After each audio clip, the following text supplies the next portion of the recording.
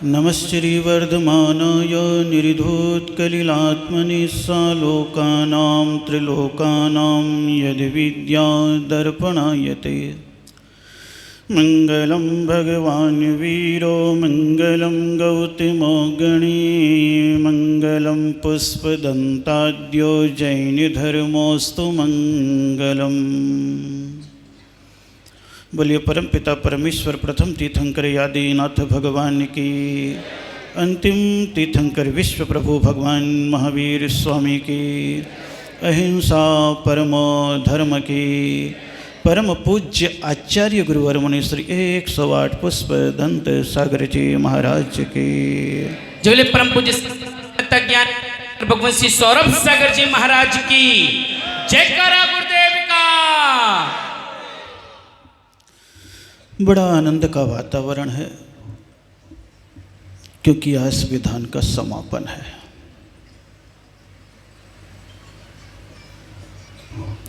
करने वाले, कराने वाले, देने वाले, संभालने वाले सारे लोग आज आपस में मिल करके अपनी अपनी प्रसन्नता एक दूसरे को सौंप रहे हैं। क्योंकि कोई भी कार्य करो तो कार्य का आनंद तो सब ले लेते हैं, लेकिन कार्य के पीछे की मेहनत को नहीं जान पाते।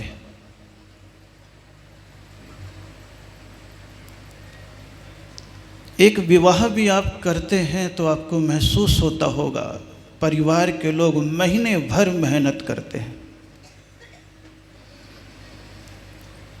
बाराती तो केवल एक दिन के लिए आते हैं, थोड़े से नाचते हैं, खाते हैं, बहुत अच्छा टीका लगाते हैं, नेग देते हैं और 9-2 11 हो जाते हैं। लेकिन उस घर वाले से पूछना, जब पूरी बारात विदा हो जाती है और सारा काम अगर सच्चे मन से और अच्छे तरीके से संपन्न हो जाता है, तब आराम से बैठा हुआ भाई बापा सब हो गया, उसके चेहरे पर जो राहत और जो खुशी होती है वह लोगों की खुशी के साथ जुड़ जाती है। अगर लोग खुश न हो, बाराती खुश न हो, तो उसे महसूस होने लगता है मुझसे कहीं न कहीं कोई कमी रह गई, और खुश हो जाता है तो राहत की सांस लेते हैं। आज वही नजारा नजर आ रहा था।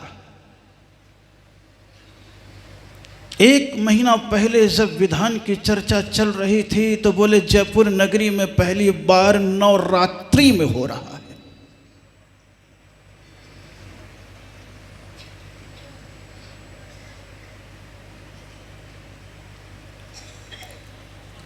नकारात्मक ऊर्जा के साथ सकारात्मक पुरुषार्थ चल रहा था।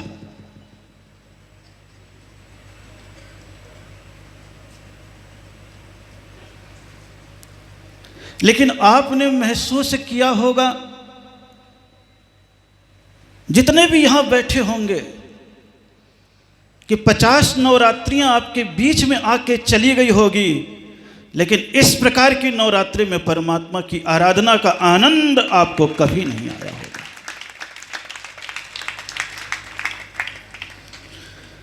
आपको 9 दिन तक नवरात्रि याद ही नहीं रही। आपको अगर याद रही तो सिद्ध चक्र विधान, मैना, सुंदरी, श्रीपाल, पूजा, स्वाहा, आहा, इसके अलावा कुछ भी याद नहीं रहा।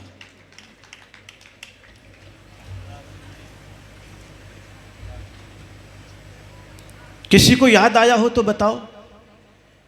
नहीं आया।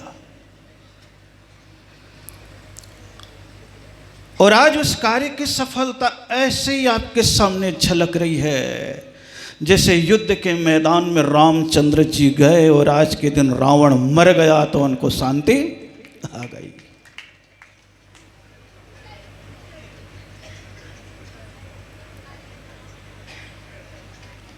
संसार है। और संसार के लिए शास्त्रों में कह दिया है, मुंडे मुंडे मतरि भिन्ना, कुंडे कुंडे नवा पलह, जातो जातो नवाचारा, नवा वाणी मुखे मुखे। बोले संसार है, संसार को अगर देखोगे तो मुंडे मुंडे मतरि भिन्ना, जितनी भी खोपड़ी है उतनी बातें हैं।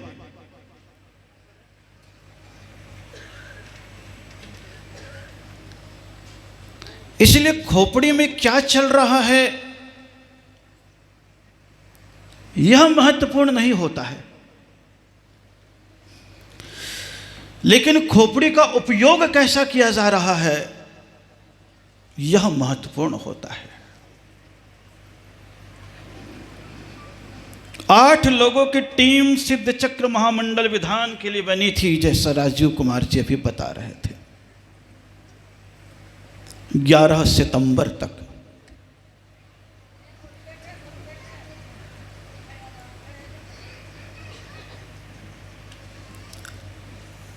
उनकी सबसे बड़ी विशेषता यह थी कि कल आपने सुन रहे थे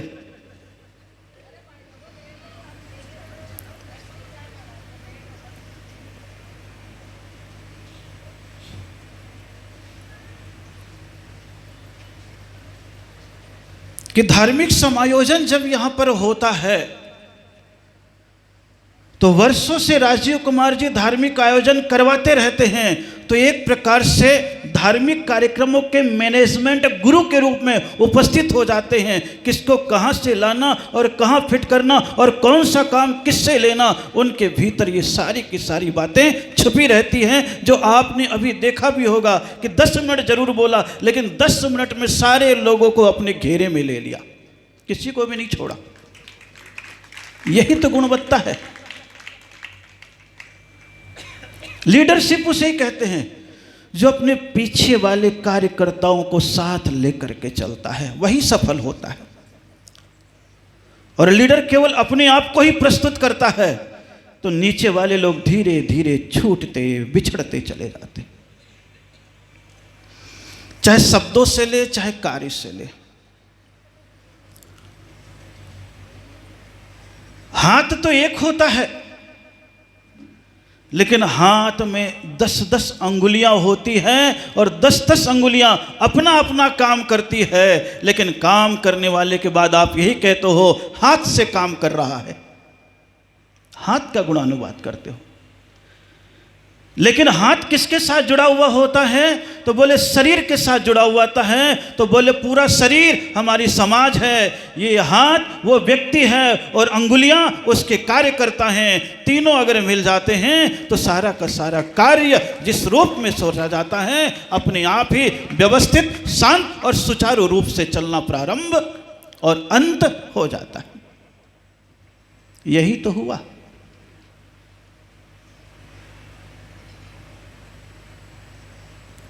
उस समय सोच रहे थे कैसे होगा, फिर सोच रहे थे कौन आएगा, फिर जैसे वहां से निकले दुर्गरापुरा तक और उत्साह आ गया और आगे बढ़ते बढ़ते रहे। इधर 2500 भगवान के दर्शन कर रहे थे तो निकल करके 10 दिनों में 2500 भगत भी निकल करके आते चले गए और सिद्ध चक्र महामंडल विधान को देखते भी चले गए।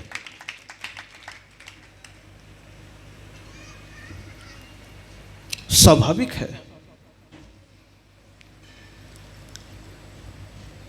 प्रसिद्ध होना है तो समाज में आपस में जुड़ना पड़ता है और सिद्ध होना है तो परमात्मा से जुड़ना होता है। संसार में प्रसिद्ध होना है और भविष्य में जाकर के अपने को सिद्ध भी होना है।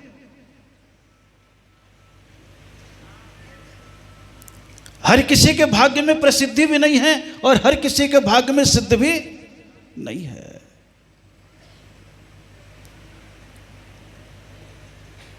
जिस प्रकार हजारों जीव निगोद से निकलते हैं, लेकिन 6 महीने 8 समय में 608 जीव ही सिद्ध होते हैं। उसी प्रकार समाज में जब कार्य होता है तो 1000 लोग धार्मिक कार्य के लिए निकलते हैं, लेकिन 2-4 लोग ही प्रसिद्ध होते हैं, क्योंकि उन्होंने कमान संभाली है। और कमान संभालते हुए काम को बांटने की कला भी आ जाती है। और निश्चित मान के चलो, काम को अगर बांट दिया जाता है तो आधा हो जाता है, और कामयाबी अगर बांट दी जाती है तो 100 गुना और बढ़ जाता है। काम को बांटा, अभी जितने के भी नाम ले रहे थे, मैं तो किसी को जानता नहीं, जो आते हैं उनको सामने से पहचानता हूं, लेकिन छोटे से लेकर के बड़े तक, चाहे भोजनशाला हो, चाहे पंडाल हो, चाहे फोटो हो, चाहे गायक हो, चाहे माइक हो, चाहे दाता हो, चाहे श्रोता हो, चाहे व्यवस्था हो, चाहे कौन हो, चाहे कौन हो, काम को बांट दिया, काम को बांट दिया, आधा हो गया। जिम्मेदारी निभाने वाले अच्छे तरीके से जिम्मेदारी निभा रहे हैं तो दुर्घटना भी घट गई, मातृ वियोग भी हो गया। जयपुर से गाजियाबाद भी चले गए और गाजियाबाद से लौट करके भी आ गए। सबसे बड़ी विशेषता यही रही, भले पूजन में बैठने का सौभाग्य धोती दुपट्टा पहन करके न मिला हो, लेकिन 24 घंटे में 18 घंटे आपको यहीं पर कार्य करते हुए, पूजा करते हुए, भक्ति करते हुए, नृत्य करते हुए दिखाई पड़े, क्योंकि कार्य के प्रति अपनापन था। नहीं तो बहाना बन जाता है आजकल, जरा सा किसी को सूतक और पातक लग जाए तो किसका बहाना बन जाता है, चलो बढ़िया हुआ यार वो निपटे, अपन कहाँ का टेंशन ले, ये भाव पैदा हो जाता है। लेकिन आप सब देख रहे होंगे, चाहे पति हो चाहे पत्नी हो, जिम्मेदारी दे दी दामाद बेटी, विधान में धोती दुपट्टा पहन करके बैठो, तुम्हें सूतक पातक का करेंट नहीं है। वो भी बैठ गए 10 दिन तक लगातार। नहीं तो दामादों को इस प्रकार के काम में खुश करना बड़ा कठिन काम है। एक दिन तो मान जाएगा, 10 दिन तक भाव होते, कहीं ना कहीं जुड़ाव, संस्कार,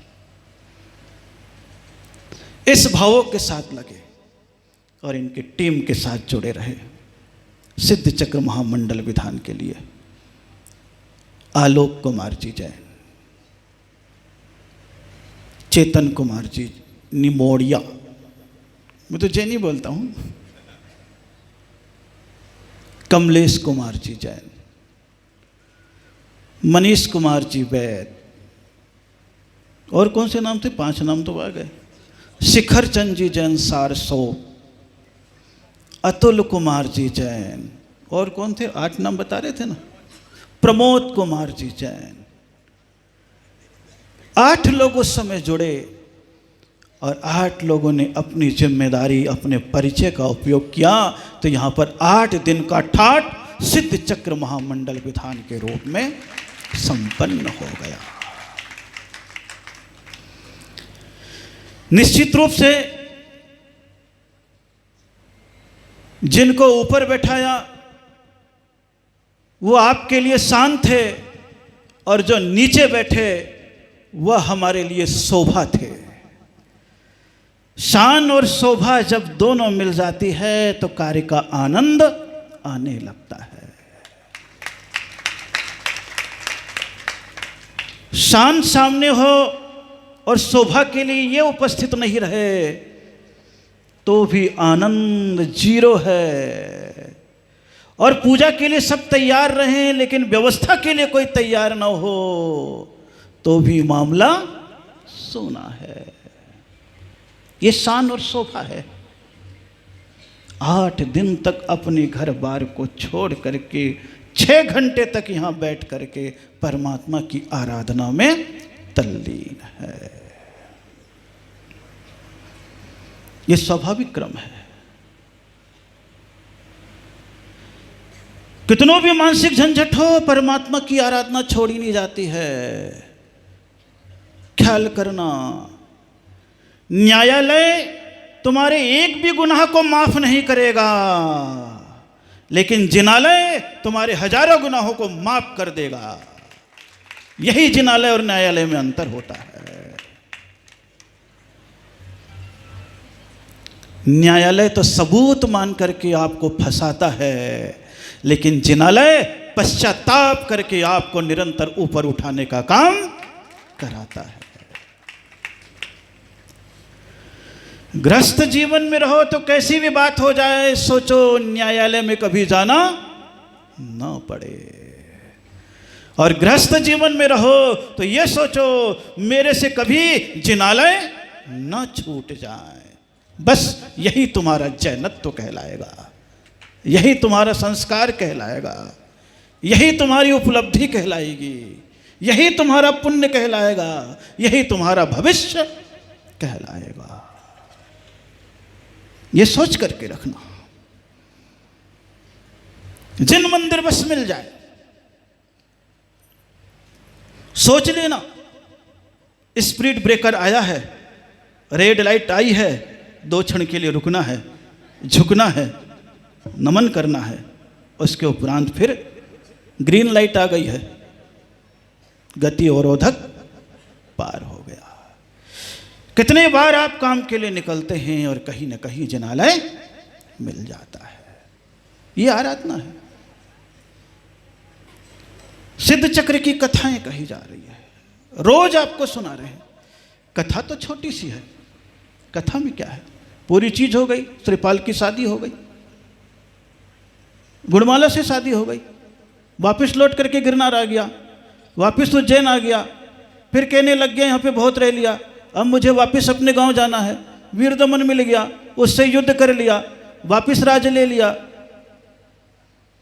सैकड़ों उसके संतान भी थी। एक दिन मुनिराज आए, उनके पास उपदेश ग्रहण करने के लिए कहा, अपने पापों को पूछा। उसने महाराज ने पाप बता दिया, उसको पश्चाताप हुआ। बोले क्या करना पाप धोने के लिए? बोले दीक्षा ले लो। उसने दीक्षा ले ली। उस समय मैना सुंदरी ने भी दीक्षा ले ली और उनको मोक्ष हो गया। मैना सुंदरी स्वर्ग चले गई। कथा खत्म हुई। कथा खत्म हो गई ना, अधूरा तो नहीं छोड़ा मैंने। इसके अलावा कौन सी कथा है? कथा में व्यथा को निकाल करके आपके जीवन को व्यवस्थित करने की चेष्टा की जाती है। जिंदगी में उसे भी मिला था कष्ट, लेकिन इष्ट को नहीं भूला। जिंदगी में आपको भी कष्ट मिलेंगे, लेकिन कभी अपने इष्ट को मत भूलना। ये तो केवल अवसर होते हैं, इसके अलावा और कुछ भी नहीं है। इस अवसर में कभी कभी धर्म का उपयोग कर लेते हैं। तो बोले जैसे आसमान से कभी कभी बरसात होती है, तो आपके पास कुआं नहीं है, तो बरसात के पानी को जमीन के भीतर एकत्रित कर लेते हैं। फिर वर्ष भर तक, 8 महीने तक उसी पानी का उपयोग करते रहते हैं। बोले उसी प्रकार जब कहीं ये विधान आदि के माध्यम से 8 दिन तक धर्म की, संस्कार की, संकल्पों की बरसात होती है, तो अपने मन में संकल्प के रूप में उस पानी को इकट्ठा कर लेना, ताकि 8 महीने तक, जब तक तुम दोबारा इस प्रकार का धर्म न करो, तब तक तुम्हारा वह संकल्प तुम्हें धर्म की प्यास बुझाता चला जाए। इतना संकल्प अगर भीतर पैदा हो जाता है तो समझना सिद्ध चक्र विधान में बैठ करके अपने सारे कार्यों को सिद्ध करने की व्यवस्था आपने कर ली है। यह व्यवस्था है। बाकी चीजें तो केवल एक दृश्य है। कौन आया, कौन गया, कौन किया, कौन क्या कर रहा है। लेकिन जैन दर्शन कहता है, ये श्री जिनेन्द्राणाम पूजयन्ति स्तवन्ति न निष्फलम जीवितम तेषाम धिक गृहाश्रमम। जैन दर्शन जैनियों के लिए एक सूत्र कह देता है कि अगर तुम जैन कुल में पैदा हो गए हो और ये श्री जिनेन्द्राणाम, जो जिनेन्द्र भगवान की स्तवंति पूजयंती ना, जो न दर्शन कर पाता है न पूजन कर पाता है, बोले निष्फलम जीवितम तेषाम, उसका जैन कुल में मनुष्य पर्याय में आना निष्फल है। कौन सा है? निष्फल है। अब उसे कौन सी सजा दी जाए? तो सजा के लिए पूछा गया तो आचार्यों ने शब्द कह दिया, तेसाम धिक गृहश्रमम, उसके गृहस्थाश्रम को धिक्कार है। बोले धिक्कार शब्द कौन सा बड़ा है? बोले आदिनाथ के समय में सबसे बड़ी अगर सजा थी तो कौन सी थी? हां, मां, धिक, 3 सजा आदिनाथ के जमाने में थी। कौन से जमाने में? आदिनाथ के जमाने में। बोले कोई गलती कर जाता था तो सबसे पहले उसके सामने कह दिया था, हां तूने गलत किया। इज्जतदार आदमी को जैसी बोला जाता था हाँ गलत किया तो शर्म से वो गड़ जाता था कि अहो मैंने मालिक के सामने खड़े होने का अधिकार ही खो दिया। ये सजा थी पहले। आचार्यों से प्रश्न किया गया तो बोले सजा दी। बोले सबसे पहले हाँ सजा कि पहले नंबर पर कह दो हाँ, तो उसको एहसास होने लगे यार मनुष्य पर्याय पाई, जैन कुल पाया, जिन मंदिर पाया, सत्संग पाया, स्वस्थ शरीर पाया, फिर भी हे परमात्मा मैं आपके सामने खड़ा होने के लायक भी नहीं हूं। और आप क्या कहते हो? अरे यार किसी के सामने खड़े होने के लायक तो हो जाऊं। और अगर भगवान के सामने 2 मिनट के लिए खड़े नहीं हो पा रहे तो तुम भगवान के सामने खड़े होने के लायक भी नहीं हो। जिस दिन ये एहसास हो जाएगा कि मैं भगवान के सामने 2 मिनट खड़े होने के लायक नहीं हो तो अपने आप को पहली सजा दे दोगे।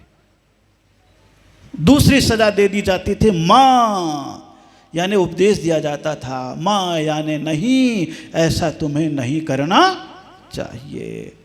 दुनिया के काम के लिए समय निकाल लो और परमात्मा के लिए अगर 2 घड़ी ना निकाल पाओ, 24 घंटे में 24 मिनट भी ना निकाल पाओ तो फिर उपदेश देना पड़ता है। अरे श्रावक, पुण्योदय से तुम जिन कुल को पाए हो ऐसा तुम्हें नहीं करना चाहिए।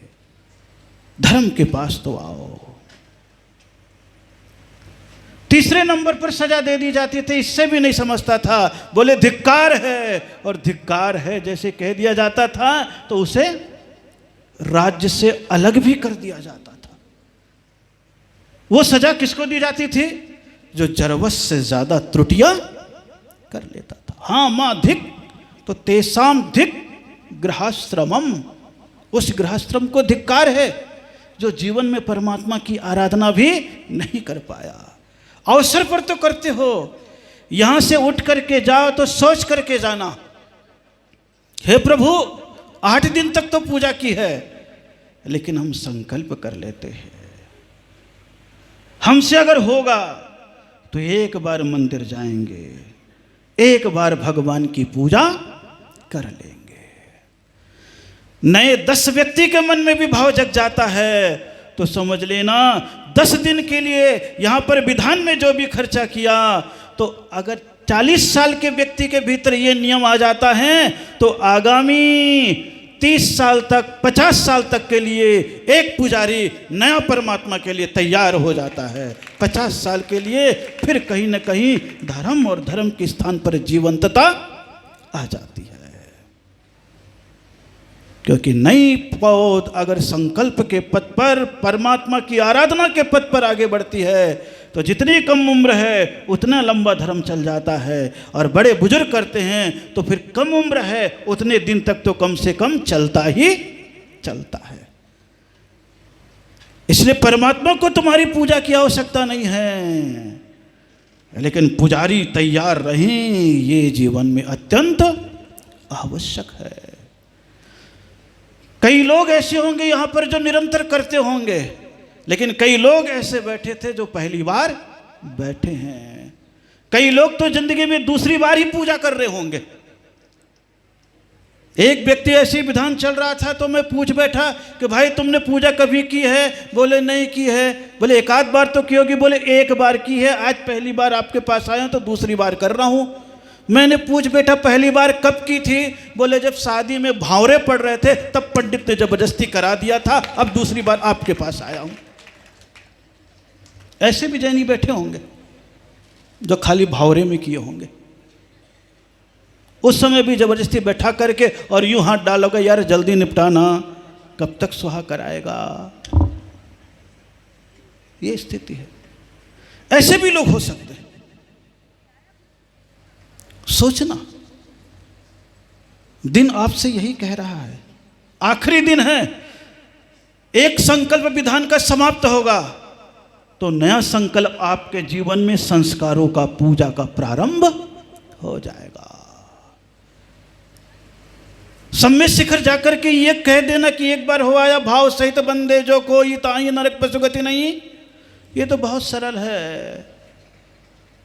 लेकिन महावीर कहते हैं एक बार कैसे जाओ, तो तुम जिस क्षण सम्य शिखर के भाव लाते हो उस क्षण से नियम ले लो, जब तक वंदना नहीं होगी तब तक मेरा संयम रहेगा, रात्रि भोजन व्यसन का त्याग रहेगा, 2 बार ही शुद्ध भोजन करूँगा, सादा वस्त्र पहनूंगा और आपकी वंदना में सामग्री लेकर के करूंगा।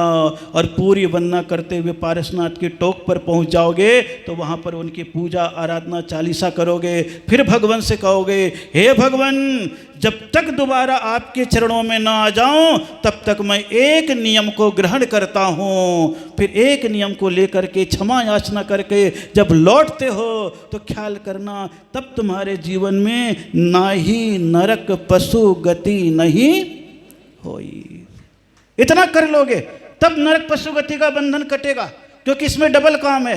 या तो तुम घर में रहोगे 10 साल तक तो 10 साल तक उस नियम का पालन करोगे, और अगर तुम्हें नियम नहीं निभ रहा है फिर दौड़ करके सम्य शिखर की यात्रा को चले जाओगे। भगवान ने कितना बांधा है, शास्त्र पढ़ते हैं तो बांधा है, पूजा करते हो तो बांधा है, तीर्थ यात्रा करते हो तो बांधा है, और तीर्थ यात्रा बड़ी कर लेते हो तो फिर लौटने के बाद कहते हो बड़ी यात्रा कर ली है, एक छोटी यात्रा भी कर ले। बड़ा विधान कर लिया है तो एक छोटा विधान भी कर लिए। भाव जगता है। आपके पास भी यहाँ पर बड़े विधान कर रहे हो, सिद्ध चक्र सबके पास किताब पहुंची हुई है, मंदिरों में भी है। यहाँ से उठ करके जाओ तो मन में संकल्प कर लो, प्रभु मैं रोज तो नहीं कर सकता हूँ तो सप्ताह में कर लूँगा, सप्ताह में नहीं कर सकता तो पक्ष में कर लूँगा, पक्ष में नहीं कर सकता तो महीने में एक बार तो कर ही लूँगा। ये संकल्प लेकर के भी आप चले जाते हो तो 8 दिन तक मेरा यहाँ सिद्ध चक्र महामंडल विधान करना सफल और सार्थक हो जाएगा, सफल और सार्थक हो जाएगा। सब जितने भी काम करने वाले हैं सबकी तनख्वाह अपनी अपनी बट गई होगी, बट गई होगी कि नहीं बटी होगी? केवल मेरी तनख्वाह ही शेष रह जाती है, और मेरी तनख्वाह केवल इतनी है, तुमने अगर संकल्प ले लिया तो मुझे मेरी तनख्वाह मिल गई, अन्यथा तो आपने तनख्वाह ही नहीं दिया मुझे, खाली फ्री में मेरे से काम ले लिया। और फ्री में अगर किसी से काम लो तो भाई मैं वॉलेंटियर तो नहीं हूं, ये मेरी तनख्वाह है। जैसे शास्त्रीय भाषा में कहते हैं दक्षिणा, मेरी दक्षिणा यही है। तुम्हारे जीवन में संकल्प पैदा हो जाए, ये सोच करके बैठ जाओ कि 8 दिन तक मैंने रात्रि में नहीं खाया तो मेरा कितना शरीर हल्का रहा। नियम ले लिया और यहां से लेकर के चले गए। चलो सर्विस में 8 बजे आते हो तो भी सोच लिया कि चलो 8 बजे के बाद नहीं खाऊंगा, सप्ताह में 2 दिन पूरा छोड़ करके रखूंगा, और पूरा अगर 1 साल के लिए छोड़ दिया तो समझ लेना आपने अच्छी तनख्वाह भी दे दी है। 8 दिन तक नहीं खाया है ऐसे लोग बहुत। अभी जैसे बता रहे थे आलोक जी, केवल 2 ही बार खाते हैं, घर का ही लेकर के खाते हैं, फिट तो इनके शरीर दिख ही रहा है, योगा तो कराते ही हैं। ऐसे भाव सबके मन में पैदा हो जाए, महिला हो या पुरुष हो। पुरुष वर्ग के साथ बंधन है, महिलाओं के साथ तो घर में है। समय गृहस्थ का निकाल करके अपना काम भी कर सकती है, पूजा के रूप में, कोई अभी व्रत और संकल्प के रूप में नहीं कह रहा। रावण का दिन आज है और रावण की सबसे बड़ी विशेषता थी, दिन भर वो चला जाता था, राज्य काज भी करता था, परमात्मा की पूजा करने में भी कभी संकोच नहीं किया। रावण को जितना बुरा आप लोग कहते उतना बुरा नहीं था, जैन शास्त्रों में उसे उतना बुरा नहीं कहा गया है, ये मान करके चलना। उसको तो ऐसा परमात्मा का भक्त माना गया है कि जिस वक्त कैलाश पर्वत पर शांतिनाथ भगवान की पूजा करता था तो खुद ही बीणा बजाता था, दूसरे से नहीं बजवाता था, और बीणा बजा करके खुद ही भगवान की भक्ति करता था। एक दिन बीणा का तार टूट गया तो शास्त्र में लिखा है उसने अपने हाथ की नस निकाली और उस बीणा में कस दिया, और फिर भगवान की पूजा में कहीं भंग न हो जाए फिर से परमात्मा की पूजा प्रारंभ कर दिया। ऐसा जिनेंद्र भगवान का रावण भक्त था। ठीक है, एक गलती को लेकर के आज तक अपन आग लगा रहे हैं। उनके पास तो वो महिलाएं जाएं अपने अपने पति को लेकर के, महिलाएं जरूर जाएं अपने अपने पति को लेकर के। रोज दशहरे में जहां जल रहा है, कहां जाएं महिलाएं? अपने पति को लेकर के जलते हुए रावण को देखने के लिए, और धीरे से उसके कान में कह दे अगर तुमने गड़बड़ किया ना तो जैसे ये जल रहा है वैसे ही जलेगा। बस हो गया काम मेरा, इसके अलावा कुछ मत कहना। मैं मना नहीं कर रहा हूं, मैं बता रहा हूं आपको, बस इतना बस कह देना, संभल जाएगा, क्योंकि समझदार है, आपका है, आपके लिए है, सब करता है।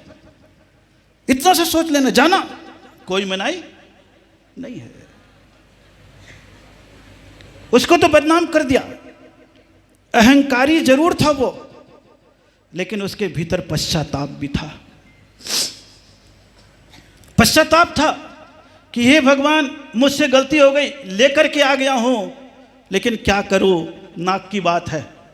लोग समझा रहे हैं तो भी वो कह रहा है सब समझ तो रहा है, लेकिन भीतर भाव आ जाता था अगर बिना लड़े ऐसे ही सौंप दूंगा तो फिर सब क्या कहेंगे, लो अब आया ना ऊंट पहाड़ के नीचे, क्या कहेंगे? बोले मैं त्रिखंडाधिपति और वनवासी छोकरे राम और रावण के चरणों में झुक जाऊं, सीता को लौटा दो उनके युद्ध मार्ग में आते हुए, मैं इतना कमजोर नहीं हूं। लेकिन पश्चाताप रहता था, अरे भगवान 16,000 तो घर में पड़ी थी, कहां का ये बवाल उठा करके, उसके मन में पश्चाताप था। यही तो इसकी विशेषता थी। इसलिए आप देखो, ये तो गलत आपने रावण को समझ लिया है। रावण से ज्यादा खराब तो अगर कह दोगे तो आप दुर्योधन को कहना पड़ेगा। लेकिन भीड़ की मान्यता जिस ओर बह जाती है, विचारधाराएं उधर ही बहने लग जाती है। सत्य एक तरफ हो जाता है, भीड़ एक तरफ हो जाती है। रावण को जलाने के लिए भीड़ इकट्ठी हो गई है, जबकि रावण ने एक ही गलती करी थी, सीता को उठा करके ले आया था। लेकिन इतना संकल्प था, उसके भीतर वासना तो थी लेकिन मर्यादा भी थी। जब तक पराई स्त्री मुझे स्वीकार नहीं कर लेगी तब तक मैं गलत आचरण नहीं करूंगा। इससे बड़ी मर्यादा और क्या होगी? हो गई त्रुटि, त्रुटि हो गई उससे, लेकिन क्या मर्यादा थी? जब तक स्वीकार नहीं करेगी। और सेवक सेविकाओं को लगा दिया, अशोक वाटिका में रखा, जो सबसे अच्छा माना जाता था। उसके मन में रिस्पेक्ट का भी भाव था। लेकिन आप देखो दुर्योधन को, क्या स्थितियां थी कि चारों ओर पांडव बैठे हुए हैं, कौरव बैठे हुए हैं, यहाँ पितामह बैठा हुआ है, यहाँ पर कृपाचार्य बैठे हैं, यहाँ द्रोणाचार्य बैठे हैं। सबके बीच में बैठ करके एक द्रौपदी का चीर हरण कर रहा है, उसकी मर्यादा की हत्या कर रहा है, लेकिन कोई चूत चपाट करने वाला नहीं। ऐसे सार्वजनिक रूप से स्त्री की लज्जा को छुड़ाने वाले का एक भी कोई व्यक्ति पुतला नहीं जलाता, क्योंकि भीड़ ने उस पाप को स्वीकार कर लिया। रावण को सजा दे रहे हैं। इंसान सोचे, महसूस होने लगेगा कि क्या कर रहे हैं। जमाना तो तब भी खराब था, उस समय भी खराब था, जमाना कभी खराब नहीं होता। लेकिन क्या करें, हम अपने आप को दोषी नहीं ठहरा पाते, तो क्या कह देते, भाई जमाना खराब है। और क्या है? महसूस करो, आज के दिन केवल महसूस करने का है। रावण वासना तो थी, लेकिन उसके साथ क्या था? उसके साथ संयम भी था। रावण ने सीता का अपहरण किया, यह उसकी ताकत थी, लेकिन बिना सहमति के गलत कार्य नहीं किया, यह उसका संकल्प था। और संकल्प कब लिया था? आकाश मार्ग से चला जा रहा था। उधर से मुनिराज आकाश मार्ग से आ रहे थे, अनंत बल मुनिराज, और उसके साथ सहस्त्र भट्ट नाम का मंत्री भी था। बोले महाराज आ रहे हैं रावण, थोड़ी देर के लिए रुको। हाथ जोड़ता है सहस्त्र भट्ट और रावण, मुनिराज और वो रावण दोनों के दोनों नीचे उतर जाते हैं। और जैसे नीचे उतरते हैं उसमें लिखा है सहस्त्र भट्ट ने नियम ले लिया, महाराज जब तक मुनिराज की चर्या की बेला टल नहीं जाएगी तब तक मैं भोजन नहीं ग्रहण करूंगा। रावण से पूछा, रावण तू कौन सा नियम ले रहा है? जैसी कहा रावण तू कौन सा नियम ले रहा है, वो सहस्त्र भट्ट की ओर देखता है, अरे यार कहाँ फंस गया। संकल्प ले लेता है, पर स्त्री त्याग। कौन सी स्त्री त्याग? त्याग उठा के ले आया, गलत कृत्य नहीं किया, लेकर के आ गया, लेकिन संकल्प उसे रोकता चला जाता, मनाने की चेष्टा करता। यही तो परिणाम निकला कि वो उपकार उसके जीवन में बैठा हुआ था। इसलिए कह दिया कि उसके भीतर संकल्प था। अपहरण के भाव भी थे तो संकल्प भी था। घटनाएं तो लंबी चली है राम रावण के युद्ध की, लेकिन यह भी ख्याल करना, सीता अगर जीवित मिली है तो वो राम की ताकत थी, और सीता अगर पवित्र रही है तो वो रावण का संकल्प था। अगर वो संकल्प नहीं होता तो क्या जो उठा के ला सकता था वो क्या नहीं कर सकता था। लेकिन नहीं, यही तो कहते, एक बार संकल्प आपके जीवन में आ जाएगा तो आपका मन गलत दिशा की ओर जाने से कब कपाएगा, क्योंकि आपको याद आ जाएंगे कि मैंने महाराज से संकल्प किया था। ये भाव पैदा हो जाएंगे, अन्यथा तो निरुपामिति।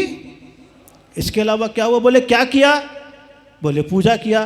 कैसा हुआ? बोले अच्छा हुआ। तुम क्या नियम लेकर के आए?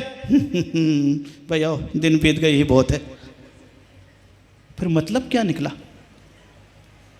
मतलब क्या निकला? बोले मतलब तो तभी निकलेगा जब तुम्हारे भीतर संकल्प आ जाए। पुण्यात्मा होते हैं तब संकल्प आता है। यही कारण है कि इधर सीता विदा होकर के स्वर्ग भी चली गई, रावण नरक भी चला गया।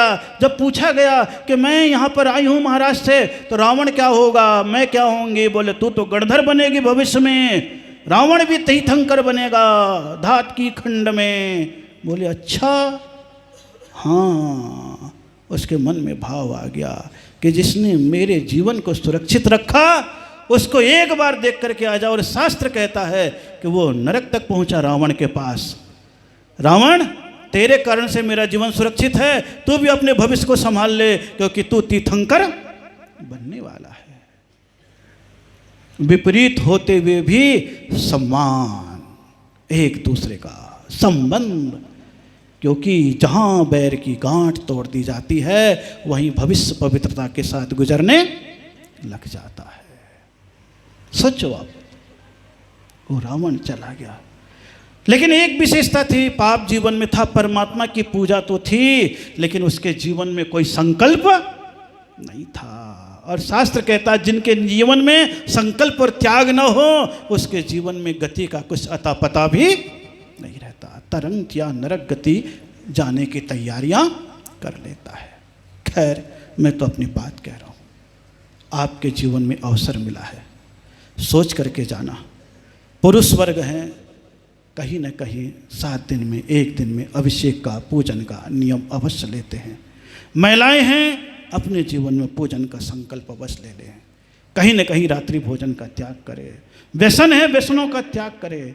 8 दिन तक यहाँ बैठे होंगे, गुटखा, बीड़ी, सिगरेट, तंबाकू का त्याग किया होगा, तो सोच लेना यहाँ पर तो किया है, जाने के बाद यहाँ पर रह करके नहीं मेरा बुरा हुआ, कोई बीमारी नहीं आई, तकलीफ नहीं आए, अगर यहाँ पर बैठ करके त्याग हो गया तो मेरा जीवन ही सुधर रहा है, दूसरे का जीवन क्या हो रहा है इससे मुझे कोई मतलब नहीं है।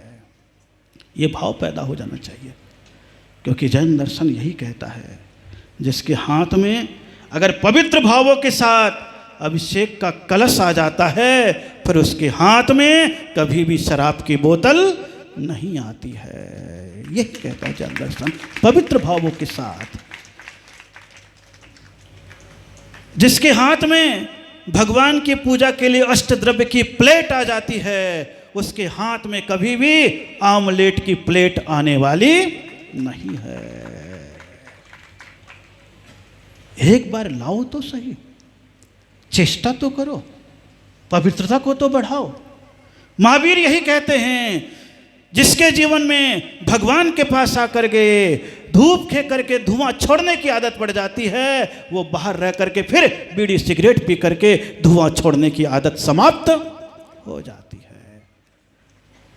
एक बार आओ और करो तो, केवल पूजा कर लिया तो कुछ नहीं, ये संकल्प भी होता है। उठे जागे, अच्छा और बुरा समय तो सबके साथ आता है। बुरे समय में भी अच्छा कर लेता है तो बुरा समय कट जाता है, और अच्छे समय में अच्छा कर लेता है तो अच्छाइयाँ अपने आप ही बढ़ने लग जाती है। ये मान करके चलना, गरीबी में मेहनत कर लेता है तो कमाई हो जाती है, और अमीरी में मेहनत कर लेता है तो उसकी संपदा और भी बढ़ जाती है। दोनों चीज़ें बताई गई है। उसी प्रकार धर्म भी बताया गया है। इसलिए धर्म के मार्ग पर चलो। बड़े आनंद के साथ 8 दिनों तक 8 लोगों ने व्यवस्था करी और सैकड़ों लोगों ने धर्म का लाभ लिया। जितने भी लोग यहाँ पर बैठे विधान में, उन सभी लोगों को मेरा बहुत बहुत आशीर्वाद कि 8 दिन का संकल्प आपके 80 साल तक के संकल्प में बदले। यही आपके जीवन में धर्म का पुण्य परिणाम है। और जो 8 लोगों की कमेटी ने विधान कराया और 50 लोगों को जोड़ करके अलग अलग व्यवस्था करी, जिन जिन ने जहाँ जहाँ भी सहयोग दिया है, निश्चित रूप से उनका जीवन मंगलमय हो, उनको मेरा बहुत बहुत आशीर्वाद है। क्योंकि वो लोग भले ही धर्म लाभ नहीं लिए, लेकिन आपको निर्विकल्प रखने के लिए कहीं भोजन व्यवस्था दे दी, तो वहाँ पर ड्यूटी दे रहे हैं, तो आपके पुण्य तो 10% उनके पास अपने आप ही चला गया। 10% आपकी व्यवस्था के लिए जो दान दिए उनके पास चला गया। 10% जो व्यवस्था करी आने जाने की उनके पास चला गया। पंडित जी ने आपके मन को लगाए रखा। किन्ने लगाए रखा? पंडित जी ने। देख लो, छोटे कद के पंडित जी हैं और आप सभी लोगों को लग रहा यार पंडित तो बहुत देखा, लेकिन इतना मस्त पंडित जी सबके साथ हंसी खुशी के साथ कराने वाला बहुत कम देखा। सैकड़ों पंडित देखे होंगे, लेकिन ये भाव लोगों के साथ जुड़ करके सारा काम करने लगा। बहुत अच्छे तरीके से पंडित जी ने करा लिया। तो पंडित जी के पास 10% पुण्य चला गया, तो आपके 100% में कितने प्रतिशत चले गए? 40% तो बाहर चले गए है। और आपको कोई लाने वाला ना हो, आपने कहा चल मेरे को वहाँ तक पहुँचा दे नसिया जी तक, तो उसने पहुँचाया होगा आपको, 10% वो ले गया। कौन ले गया? 10% वो ले गया, 50 तो ये चले गए। और मैं थोड़ी ना फालतू हूँ, तो मेरे को कितना प्रतिशत दोगे आप? वो आपके ऊपर हो गया। 10% मेरे पास आ गया, आपके पास बचा कितना? 40% ही बचा है। कितना प्रतिशत बचा है? और अगर 40% में धर्म का 40वां जीवन में आ गया, तो जैसे 40वां व्यवधान को दूर करता है, आपके जीवन का व्यवधान भी दूर करने में कारण बन जाएगा। सोचना, केवल व्यवधान दूर करना, बाकी सारी गतिविधियां तो समाज की निरंतर चलती रहेगी। समस्त कार्यकर्ताओं को बहुत बहुत आशीर्वाद। आनंद के साथ चला, लेकिन इन सब कार्य में अगर इतना उत्साह और ताकत अगर इन कमेटी को पैदा हुई, तो सबसे पहले यही बात की गई कि भाई विधान करना है तो कौन से जगह का चयन किया जाए? तो बोले भट्टारक जी की नसिया। बोले इस समय तो शादी ब्याह रहता है, बोले नहीं मिल पाएगा। लेकिन जैसे ही कमेटी के लोग सुधांशु जी के पास गए, और जो भी यहाँ के कमेटी थे नाम बता रहे थे, पारस जी, बाकलीवाल जी, कौन कौन थे मैं तो जानता नहीं हूँ। जैसे उनसे कहा, तब उनके हृदय को देखिए कितना पवित्र मन था। 1 सेकंड में ही राजू से कह दिया, अगर तुम यहाँ पर इस समय सार्वजनिक धार्मिक कार्य करते हो तो सारे बाहर के कार्यक्रमों की बुकिंग कैंसिल, केवल धार्मिक कार्य ही होगा, इसके अलावा और कुछ भी नहीं होगा। ऐसे पवित्र कमेटी के लोग नहीं तो अक्सर करके समाज की स्थली होती है तो धार्मिक कार्य के लिए मना कर देते हैं। लेकिन यहाँ के कमेटी सुधांशु जी के साथ, और 4-5 बार आए भी, चाहे दोपहर के कार्यक्रम हो चाहे सवेरे का हो, आए, दर्शन किया और अपने चले गए। आनंद के साथ चलते चले गए, समर्पित मन के साथ। शांत मन के साथ। ऐसे भट्टारक जी नसिया की संपूर्ण कमेटी, उनको भी मेरा बहुत बहुत आशीर्वाद कि उनकी अगर ये जगह नहीं मिलती तो जगह के लिए ही तो प्रताप नगर से छोड़ करके बोले जयपुर में जहाँ सार्वजनिक जगह हो वहाँ पर ये विधान किया जाए। ये विधान के स्थान बहुत अच्छा, जो भी आता है देखता है तो बोले वाह कितना बड़ा जयपुर का स्थान है, प्रसिद्ध स्थान। भट्टारक जी की नसिया और सुव्यवस्थित चल रही है, इनको भी बहुत बहुत मंगलमय आशीर्वाद। जिनने जैसा भी सहयोग दिया है, जो भी सहयोग है वो समर्पण है, इसके अलावा कुछ भी नहीं है। ये ख्याल करना समर्पण में बहुत बड़ा बल है, ख्याल करना समर्पण में बहुत बड़ा बल है। समर्पण ही कार्य को करता सफल है। जिसने जैसा भी इस कार्य में सहयोग दिया है उनका भविष्य निश्चित उज्जवल है, उनका भविष्य निश्चित उज्जवल है। जो भी समर्पण के साथ साथ दिया है, उज्ज्वलता की कामना रहती है। किसकी कामना रहती है? उज्ज्वलता की कामना रहती है। इसलिए यह मत सोचो कि हम थोड़े से हैं, छोटे से हैं, नहीं। पंछी ने जब जब भी अपने पंख पे किया विश्वास, तब तक पंछी का हो गया पूरा आकाश। आकाश बहुत बड़ा है लेकिन पंछी को किस पे विश्वास है? पंखों पे विश्वास है। पंख पे विश्वास होता है तो पूरा आकाश उसका हो जाता है। उसी प्रकार आपके भीतर का जो हौसला और संकल्प था, उस पे विश्वास था, तो आपने पूरा काम कर दिया। अभी तो बहुत सारे बच्चे हैं, बहुत बच्चे हैं, लेकिन हाँ मुझे विश्वास है इस विधान को देख करके समाज के मन में, अन्य कॉलोनियों के मन में भी भाव अच्छे जागृत हुए। इसलिए मैं यहाँ पर देख रहा हूँ बहुत सारी कॉलोनियाँ निवेदन के लिए आई। बोले महाराज आ रहे हो तो हमारी कॉलोनी भी चलो। चलने के लिए, सबके ले जाने के लिए भाव है, अच्छी बात है, लेकिन अभी तो चलना, प्रोग्राम बनेगा जो स्वाभाविक रूप से बन रहा है। एक कार्यक्रम 25 तारीख का पहले बता दिए, वो जैसी सेटिंग हो। उसके बाद जय जवान कॉलोनी के आए थे, उधर की जैसी सेटिंग हो एक बार बैठ करके बना लेंगे। तो उस हिसाब से उस तरफ जाते हुए, कहाँ जाते हुए? प्रताप नगर जाते हुए रास्ते में थोड़ा सा समय और भी बांटता हुआ, थोड़ा दिन देता हुआ निकल जाऊंगा। क्योंकि जाना कहाँ है? प्रताप नगर, क्योंकि वहीं वर्षा योग के मंगल कलश की स्थापना हुई है। कहाँ पर हुई है? देख लो, अपने गांव का नाम आया तो झट ताली बजा दी, और नियम की बात आई तो बोले अरे भगवान महाराज।